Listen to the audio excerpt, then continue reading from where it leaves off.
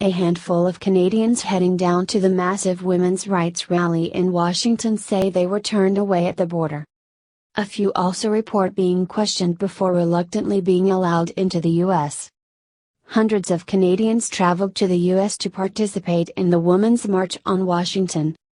Thousands more are taking part in companion rallies planned in cities across the country. Sacha Dike will be marching in Montreal after he and 7 others were turned away by U.S. officials at the Lacole border crossing between the province of Quebec and New York State.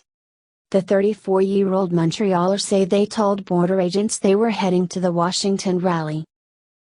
Women's March against Donald Trump around the world. We were told to pull aside, cars were searched, we were fingerprinted and photographed, they confiscated our phones and asked us to unlock them, he told the BBC. They asked us a few questions, about whether we there to disrupt or anything like that, but mostly had to stew for about 2 hours and then they told us, you are going home, going back to Canada. He said they were not given a reason for being turned away.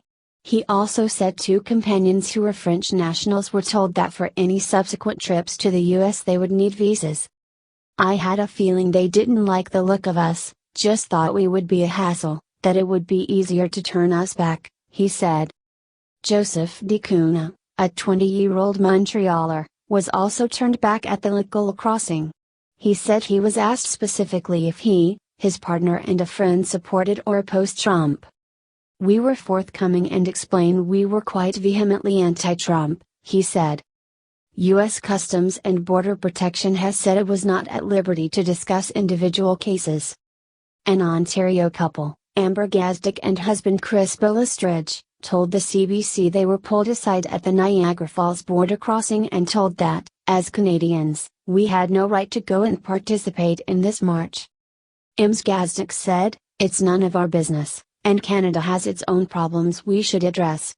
The impression that we got was that they were looking for a reason to not allow entry. The couple were eventually allowed to cross after an hour of questioning.